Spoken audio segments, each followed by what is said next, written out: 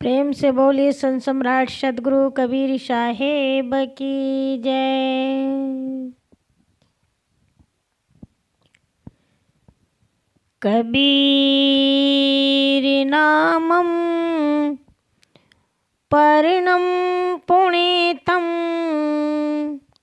युगे युगे स्वामी हरन्ति दुःखम्।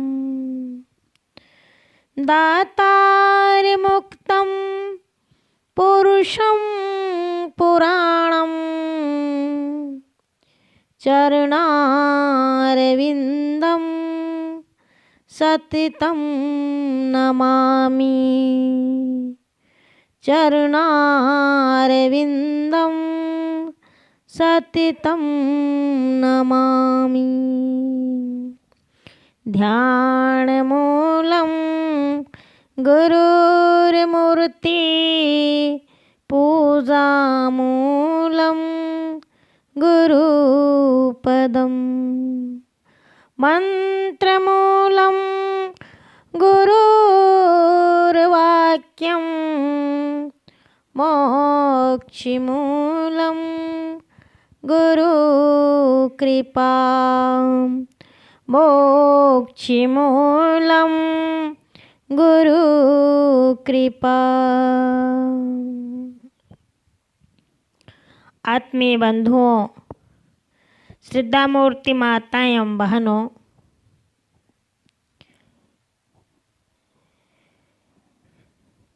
एवं यहाँ पर उपस्थित समस्त सज्जनगण, हम सब लोग जो हैं तो इस भव बंधन में बंधे हुए हैं और इस बंधन से हमें कैसे छुटकारा मिलेगा। हम ऐसी किसकी उपासना करेंगे जिससे हम इन बंधनों से मुक्त हो सकते हैं। अगर हमें इन बंधन से छूटना है तो हमें क्या करना होगा। बंधन से छूटने के लिए हम कहाँ पर जाएंगे, ऐसे कौन सी देवी देवता की उपासना करेंगे। तो इसके बारे में सदगुरु कबीर साहब जी रामायणी में कहते हैं। यह जो रामायणी है बीजक ग्रंथ रामायणी 9 में कहा है। बांधे अष्ट कष्ट नव सूता, यम बांधे अंजनी के पूता। यम के वाहन बांधे जानी, बांधे सृष्टि कहाँ लोगानी। बांध्यहूँ देव 33 करोरी, सबरत लोह बंद गौ तोरी। राजा सबरी तुरिया चढ़ी, पंथी सबरे नाम ले बड़ी। अर्थ बिहुना सबरे नारी, परजा सबरे पुहुमी झारी। बंदी मनावे ते फल पावे, बंदी दियाशु दे। कहे कबीर सो बुरे, जो निशिवासर नाम ही ले। प्यारे सज्जनों, यहाँ पर कहा जाता है कि संसार के जितने भी मनुष्य हैं, अर्थात जितने भी देहधारी जीव है, चाहे वो कोई भी हो, सभी लोग जो हैं इन वासनाओं में अर्थात इस माया के गुलाम बन बैठे हैं। तो ये माया जो है, ये माया जग मोहिनी है जो मनुष्य को बंधन में बांध लिया है। इसलिए तो कहा गया है कि ई माया जग मोहिनी खाई नि सब जग झारी। तो वासना के हाथों में सभी देहधारी बंधी हुई है। तो यहाँ पर कहा है कि बांधे अष्ट कष्ट नौ सूता। तो अष्ट कष्ट नवसूत में सभी लोग बंधे हुए जितने भी जीव है। तो ये कष्टदायी जो 8-9 रस्सियां हैं इनमें सभी जीव बंधे हुए हैं। तो संसार में हम किनका स्मरण करें, किनकी उपासना करें, जिनकी उपासना करने से हमारा यह कठिन बंधन जो है ये टूट जाए। हम किस पर भरोसा करें। संसार में जो हैं 33 करोड़ देवी देवता हैं जिनको हम मान रखें, तो शायद वो भी देवता जो है वो भी बंधन में बंधे हुए हैं। तो ब्रह्मज्ञानी जो लोग हैं वे सभी इसी पर आरूढ़ होकर के स्वयं कहते कि अहम ब्रह्मास्मि, अर्थात ब्रह्म का स्मरण करते हैं। और नाना संप्रदाय के जो भी लोग हैं वे सब अपने अपने मान्यताओं के आधार पर सब जिसको जो कोई व्यक्ति मानता हो, चाहे किसी देवी देवता को माने, चाहे किसी गुरु को मारे, जिसको भी मानता हो उनका सब स्मरण करते हुए अपने अपने साधना पथ पर सब बढ़ रहे हैं। तो यहाँ पर जो है ये नारीत्व की जो कल्पना की गई है, बांधे अंजनी के पूता। तो ये जो नारी जो है ये क्या है, ये माया रूपी नारी जो है जो सबके मन को मोह लेती है। तो हमें इस माधुर्य भक्ति में जो है मोहना नहीं है। इसलिए सब कल्पना करके माधुर्य भक्ति करने वाले जितने भी धनादि हैं जो सब कामना के रहित हो कर के जो है किसी दूसरे को कोई पति मालिक मान लेता है और उसको भगवान मान के मालिक मान करके उसका स्मरण करते हैं। तो इस प्रकार से जो है पृथ्वी में जितने भी यहाँ पर प्रजा है, जितने भी संसार में जितने भी लोग हैं, चाहे वो कोई भी मत पंथ का हो, धर्म का हो, जो जिसको मानता है वह किसी न किसी प्रकार से देवी देवता की पूजा करके उसकी वंदना करते हैं, स्मरण करते हैं। और इस प्रकार से जो है उनकी वंदना करते हुए जो है वह उस फल को प्राप्त करना चाहते हैं और उस बंधन से छुटकारा पाना चाहते हैं कि हमें इस बंधन का जो फल है ये कैसे मिलेगा। तो बंधुओं इस प्रकार से जो है सभी जो लोग हैं सब बंधे हुए हैं। तो जो स्वयं ही बंधा हुआ होगा, जो बंधन में फंसा हुआ होगा, वह दूसरे के बंधन को कैसे काट सकता है। इसीलिए तो गुरुदेव कहते हैं कि उपासकों की यही धारणा है कि जो रात दिन जो है कई प्रकार के नाम जपते हैं और अपने आप को इस संसार सागर से पार होने के लिए, इस भवबंधन से कटने के लिए जो है, जो इस माया से छूटने के लिए जो वंदना करते हैं, तो भगवान उनको कैसे प्रसन्न करेंगे, कैसे उनको मुक्ति मिलेगी। क्योंकि जिसने बंधन दिया वही मुक्त नहीं हो पाया। कहने का मतलब ये हुआ कि अगर किसी ने हमको दर्द दिया और वही खुद दर्द में बना हुआ है तो वह हमको कैसे दर्द से छुटकारा दिला सकता है। तो रात दिन नाम जपने वाला जो है, जो स्वयं जिसका उद्धार नहीं हो सकता, वह हमको कैसे उद्धार कर सकेगा। इस प्रकार से सद्गुरु कबीर साहब जी कहना चाहते हैं। तो यहाँ पर कहने का मतलब है बांधे अष्ट कष्ट नौ सूता। तो अष्ट का मतलब होता है कि अष्टाध्यायी, 8। तो 8 क्या हो गए हैं, इसमें 8 क्या ऐसी चीज़ें हैं जिनको हम मानते हैं। तो इसमें जो हैं जैसे 8 जो कष्टाध्यायी जो सूता है, तो इसमें 5 तत्व जो हैं, इन 5 तत्वों में पृथ्वी, जल, अग्नि, वायु और आकाश, ये जो जड़ तत्व है इसी में हम बंधे हुए हैं। तो इस प्रकार से इसमें 3 गुण हैं, रजोगुण, तमोगुण और सतोगुण। तो इस प्रकार से जो ये 8 जो हैं सदगुरु कबीर साहब जी यहाँ पर कहना चाहते हैं, ये जो कष्ट है हमारे अंदर में। और 9 सिद्धियाँ क्या हुई, 9 सिद्धियों का मतलब क्या होता है, 9 सिद्धियाँ किसे कहते हैं। 9 सिद्धियों के बारे में अगर हम जानना चाहें तो इसमें जो है हमारे अंदर में 5 विषय, जो 5 विषय के अंदर में 4 अंतःकरण जो है, तो इस प्रकार से ये जो अष्ट कष्ट और 9 सूत जो है ये हमें रस्सी में बांध करके रखे हुए, ये जीव जो है यहाँ पर बंधन में बंधा हुआ है। तो इस प्रकार से सद्गुरु जो हैं इन बंधनों की संख्या को बताना चाहते, स्पष्ट करना चाहते कि वह जो संख्या है, ये 8 और 9 शब्द जो संख्याएं आई है ये क्या है, और इनसे हमें कैसे छुटकारा मिल सकता है, हम कैसे इस बंधन से मुक्त हो सकते हैं, और इस मुक्त को हमें कौन छुड़ा सकता है। तो इसका मतलब यही है कि ये जो 5 तत्व और 3 गुण जो है ये अष्टाध्यायी हैं, जिनको ये तो प्रकृति स्वरूप है, और जो प्रकृति में है उसको कौन मिटा सकता है, ये अपने आप में स्वमेव हैं।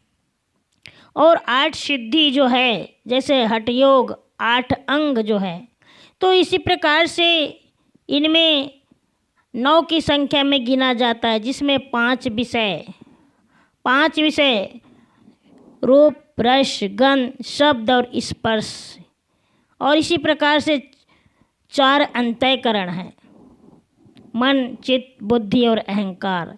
तो इस प्रकार से ये 9 सिद्धियां हो गई। तो इसी प्रकार से जो हैं कुछ मानने वाले जो हैं 9 सिद्धियां जैसे नवधा भक्ति को मान लेते हैं। तो आज अष्ट प्रकृति और अष्ट सिद्धि के बंधन में जो है, जो हठ योग करने वाले 8 अंग भी मानते हैं, जिनका अध्यात्म चिंतन से हट कर के जो केवल अपने आप में जैसे शारीरिक जो व्यायाम करने लगते हैं, तो इस प्रकार से कुछ हठ योग होता है जिसमें 8 अंग होते हैं। तो वे इस बंधन से छूटने के लिए इसका अभ्यास करते हैं। तो यहाँ पर योग दर्शन में भी वैसा माना गया है, जैसे हम लोग अष्टांग योग के कुछ नियम होते हैं, जैसे यम, नियम, आसन, प्राणायाम, प्रत्याहार, धारणा, ध्यान, समाधि, ये जो हैं जिसको हम करते हैं।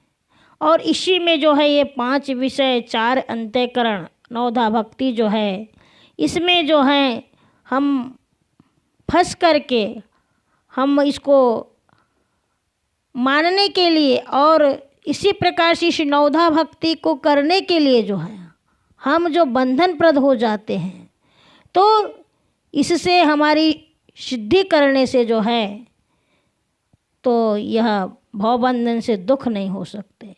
तो यहाँ पर साहब जी कहते हैं कि जिसको स्वरूप ज्ञान नहीं है, जो स्वरूप ज्ञान से दूर है, केवल वो नवधा भक्ति कर लिया और बंधन से मुक्त होना चाहता है, तो ऐसे जितने भी संसार के जो लोग हैं, जो भक्त लोग हैं, दिन भर अगर भगवान की मूर्ति बनाए और भगवान को नहलाए धुलाए, कपड़ा पहनाए, खिलाए पिलाए और उनकी रोज़ आरती उतारे, उनको सुलाए, इस प्रकार से कई प्रकार के अगर ऐसे जो हम भगवान के साथ में करते हैं, उनको कई प्रकार के रत्न पहनाते हैं और इस प्रकार से हम सारा जीवन उसी भक्ति में बिता देते हैं, तो क्या हम उस बंधन से मुक्त हो जाएंगे?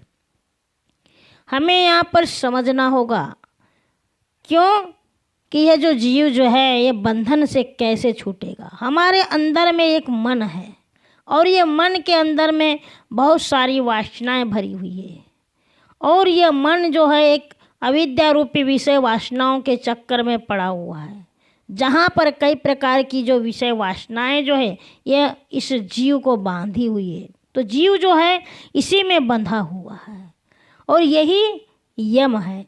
तो यहाँ पर कहा जाता है अंजनी के पूता। तो अंजनी क्या है? अंजनी का अर्थ है माया। ये जो माया जो है, जो अंजनी का पूत है, ये यहाँ पर जो माया जो है ये गुलाम है, और वहीं पर यम के हाथों में कई वासनाओं में ये बंधा हुआ जो जीव है यहीं पर मन में फंस गया है। इसीलिए साधक जो रहता है वो साधक इस साधना में अगर सावधान न रहे, संसार के जितने भी मनुष्य हैं, चाहे कोई भी मानव मात्र प्राणी, जितने भी नर नारी हैं, सभी इस बंधनों में बंधे हुए हैं जो यम के हाथ में बंधे हुए हैं। तो इस प्रकार से हमारे अंदर में जो है कुछ अविद्या रूपी वासनाएं रूपी नारी है जिसमें सब डूबे हुए हैं। तो हमें इस अपने अंदर की इन वासनाओं को मिटाना होगा, और जब तक कि हम इन वासनाओं को नहीं मिटाएंगे, हमारे अंदर में जो ये अहंकार है, हमारे अंदर में जो मन है, चित्त है, बुद्धि है, ये चार जो हमारे अंतःकरण हैं, इन अंतःकरण को जब तक कि हम शुद्ध नहीं करेंगे तब तक कि हम दूसरों के बंधन से मुक्त नहीं हो सकते और न किसी का बंधन छुड़ा सकते। तो इस प्रकार से जो है संसार में जो है साहेब जी ने बड़ी अच्छे ढंग से इस बात को कहे। तो उन्होंने जननी का भी अर्थ समझा। जननी का मतलब क्या होता है? जननी कहते हैं माता को, जो माता हमारे को पैदा की है, जिस माँ ने हमको जन्म दिया है वो माँ।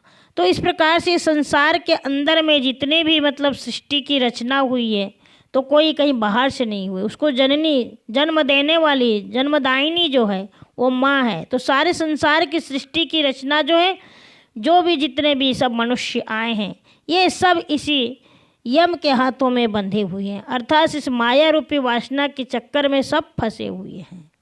तो हमें इसके चक्कर से छुटकारा पाने के लिए जितने भी संसार के जो लोग हैं वो देवी देवताओं की प्रार्थना करते, उपासना करते, उनकी पूजा अर्चना करते हैं और इस प्रकार से बहुत बड़े कठिन बंधनों से मुक्त होना चाहते हैं। तो यहाँ पर सद्गुरु कहते हैं कि सब देवता जो है स्वयं वासनाओं के बंधन में बंधे हुए हैं, तो वह दूसरों को कैसे मुक्ति दिला सकते हैं। बंधुओं, पुराणों में भी कई प्रकार की ऐसी कथाएं आती है और पुराणों के अनुसार भी कहा जाता है कि 33 कोटि देवता हैं और सभी लोग इन देवताओं को मानते हैं, 33 कोटि देवता, किंतु वे सब वासनाओं के अधीन हैं। तो यहाँ पर वाल्मीकि जी कहते हैं चाहे वह देवलोक की स्थिति हो और चाहे तो देवताओं का यहाँ पर शासन हो, तो मन जो है यहाँ पर कहता है कि अगर कोई व्यक्ति जो है, जैसे कोई नारी जो है, अगर वह अपना भगवान मान लेती है और इस प्रकार से भगवान मान करके उसकी पूजा अर्चना करती है, कोई देवता मानती है और मान करके उसको पूजती रहती है, जीवन भर पूजते रहती है, लेकिन वह तो स्वयं बंधन में बंधा हुआ है, तो फिर वह देवता या भगवान जो है कैसे उस बंधन को छुड़ा सकता है। तो यहाँ पर देवताओं के राजा जो हैं, कौन हैं? इंद्र। इंद्र जो थे, यहाँ पर पुराणों में भी कथा आई है कि इंद्र जो थे वो स्वयं पुलोम नामक दानव की सुंदरी के साथ में, जो कन्या थी बहुत सुंदरी सची के साथ में, उसका अपहरण किया था। इस प्रकार से मतलब लिखा हुआ है। तो उसके बाद में फिर उन्होंने क्या किया, फिर उन्होंने देखा कि मेरी पुत्री जो है उनके साथ में विवाह किया है, तो उन्होंने उनकी हत्या कर दी। तो सभी देवताओं में श्रेष्ठ विष्णु जो है उसने भी क्या किया, उन्होंने भी वृंदा के साथ में छलपूर्वक जो है उनके साथ में भी उन्होंने वही व्यवहार किया। तो जब वृंदा जान जाती है तब उन्हें कुपित हो करके श्राप देती है। तो ये पुराणों की कथा है। तो इस प्रकार से प्राय सारे जितने भी देवी देवता हैं सब लोग इन वासनाओं के अधीन हो करके क्या क्या कर्म नहीं किए। तो सद्गुरु यहाँ पर कहते हैं कि इस प्रकार से जो हैं इनकी पूजा अर्चना और जप तप करने से क्या मनुष्य के बंधन छूट जाएंगे? जो स्वयं बंधन में बंधा हुआ है तो क्या वो दूसरों के बंधन को मुक्त कर सकते हैं? तो इस प्रकार से हमें सद्गुरु कबीर साहब जी के ज्ञान को समझना होगा, जो अपने आप को ब्रह्म ज्ञानी कहते हैं, ज्ञानियों में सबसे श्रेष्ठ मानते हैं। तो इस प्रकार से अगर उनकी तो ये स्थिति है, तो फिर हम जैसे छोटे जो मनुष्य हैं उनके अंदर की स्थिति कैसी होगी? स्वयं अपने आप में कहते हैं कि अहम ब्रह्मास्मि और स्वयं ब्रह्म का स्मरण करते हैं, परंतु स्वयं अपने आप के जो है, जो शुद्ध बुद्ध चेतन आत्मस्वरूप चेतन स्वरूप जो है, जिसको समझ नहीं पाते, जो जड़ से सर्वथा भिन्न है, पृथक है, अलग है, और वो संसार के में, विश्व में, चराचर में जो है, जिसका अपना ही स्वरूप जिसने मान लिया और वह बंधन में उलझ गया, तो वह जो है कैसे छुड़ा सकता है। इसीलिए संसार में जितने भी लोग हैं, अपने अपने संप्रदाय की सीमित मान्यताओं के आधार पर जो है, अपने बुद्धि लब्धि के आधार पर, जिनके अंदर में जितनी बुद्धि है, जितना उनको बोध है, वह उतना ही बोध दूसरों को देते हैं। तो कहने का तात्पर्य यह होता है बंधुओं कि आज हमें सबसे ऊपर उठना है, और हम सबसे ऊपर कब उठेंगे? जब तक कि हम अपने आप को नहीं समझ पाएंगे, जब तक कि हम अपने स्वरूप को नहीं समझ पाएंगे, जब तक कि हमने अपने आप को नहीं समझा कि मैं कौन हूँ, मेरा क्या कर्तव्य है, मुझे क्या करना चाहिए। इस प्रकार से अगर हमारे अंदर में जब समझ नहीं आएगी, तब तक कि हम उत्तम ऐसी स्थिति को नहीं पा सकते। तो संसार में ऐसे भी अजीब प्रकार के जो भक्त लोग हैं, साधक जो हैं, जो अपने ऊपर किसी को मान बैठे। पूरा संसार जो है आज इसीलिए भगवान की भक्ति करते हैं, और भगवान की भक्ति करते हुए हम उसको मानते हैं। कई पत्थर को पूजते, कई पहाड़ को पूजते हैं। हम अपने आप की मन की शांति को पाने के लिए, अपने आप के बंधन को छुड़ाने के लिए हम कितना नाना प्रकार का ढोंग रचते हैं। तो यहाँ पर जो है कहा जाता है, जैसे कि भगवान कृष्ण जी जो थे, वह स्वयं नारी का रूप बन के स्वयं अपने आप को पत्नी मानते थे, और इस प्रकार से साहिब जी कहते हैं कि अर्थ विहुना सबरे नारी। तो यहाँ पर भक्ति कहते हैं कि धन की इच्छा को छोड़ करके केवल जो अपने आप में, जो अपनी भक्ति को जो स्वयं प्राप्त करे, जो उसको स्वयं पाना चाहते हो। तो इस प्रकार से जो है, जो स्वयं जब तक के अपने आप को जिसने नहीं जाना, वह सच्ची भक्ति को कैसे जान सकता है। तो यहाँ पर कहते हैं कि अर्थ विहुना सबरे नारी। नारी का मतलब जो है माया। तो इस माया के अंदर में जितने भी पुरुष लोग हैं, जो अपने आप को बड़ा मानते हैं, और वही खुद नारी बन करके कई स्वांग रचते हैं, और भक्त लोगों को सिमरन करने के लिए कहते हैं और सिमरन करवाते हैं, भजन गाते हैं। तो इस प्रकार से अर्थ विहुना, सदगुरु कबीर साहब जी अर्थ विहुना का मतलब यही बताते हैं। तो इसमें जिसने अपने आप को अगर जिसने नहीं समझ पाया, जो स्वयं स्वांग धर करके अगर दूसरों के बीच में छलावा करे, तो वह व्यक्ति जो है कैसे दूसरों को इस भवबंधन से मुक्त करा सकता है। तो हमें इस बात को, अपने आप को किसी कल्पित व्यक्ति, पति, मालिक, भगवान जिसको हम मानते हैं, अगर उसको मान करके अगर हम भक्ति मार्ग पर चले, तो ये हमारे लिए बहुत संदेह की बात है। तो इसलिए सदगुरु कबीर साहब जी जो हैं, वह बिल्कुल निडरतापूर्वक कहते हैं कि जिसके अंदर में ये रसिक मन है, जिसका जो मन है वह इस रसिक मन में लगा हुआ है, वह जो व्यक्ति है वह कभी भी जो है इस भक्ति को प्राप्त नहीं कर सकता। इसलिए तो साहब जी ने कहे हैं कि हरि मोर पीऊ मैं राम की बहुरिया।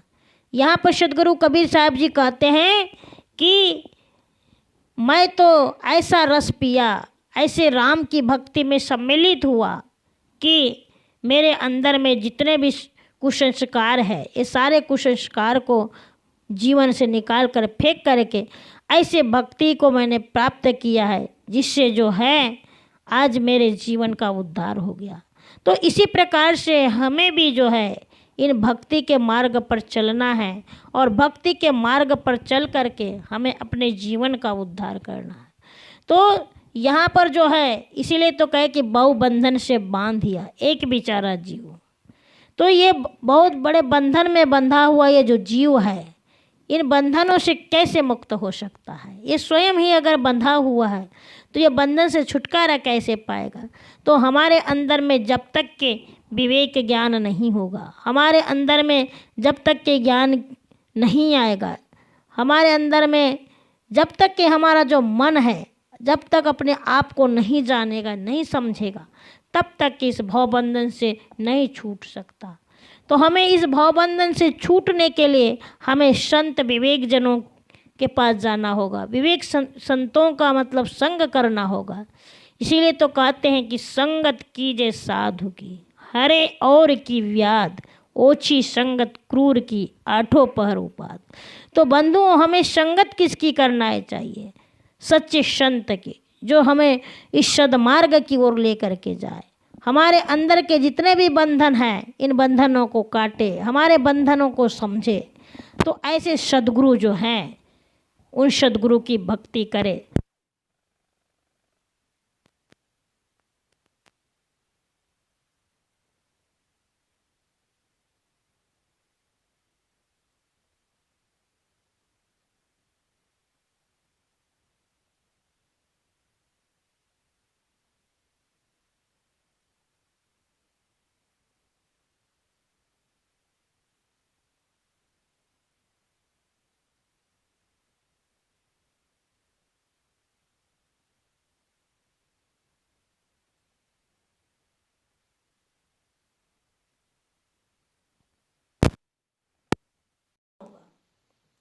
और जब तक कि हम अपने जीवन को नहीं समझ पाएंगे कि इस बंधन से हमें कैसे छुटकारा पाना है, तब तक कि हम इसी बंधन में बंधे रहेंगे। तो बंधुओं, हम इस बात को समझें और समझ करके अपने जीवन में जो है इन सद्गुरु की वाणी को उतारे, और उतार करके हम उसका लाभ लें कि हम इस भावबंधन से और उस वासनाओं से हमें कैसे अच्छी अमृत वस्तु को प्राप्त कर सकते हैं और किस प्रकार से हमें यह वस्तु मिलेगी। तो हमें संतों का संग करना होगा, सच्चे संतों के पास बैठना होगा, सच्चे सदग्रंथों का अध्ययन करना होगा। तब तो हमारे जीवन में जो है यह सच्ची भक्ति मिलेगी और हम इस भवबंधन से मुक्त हो सकते हैं।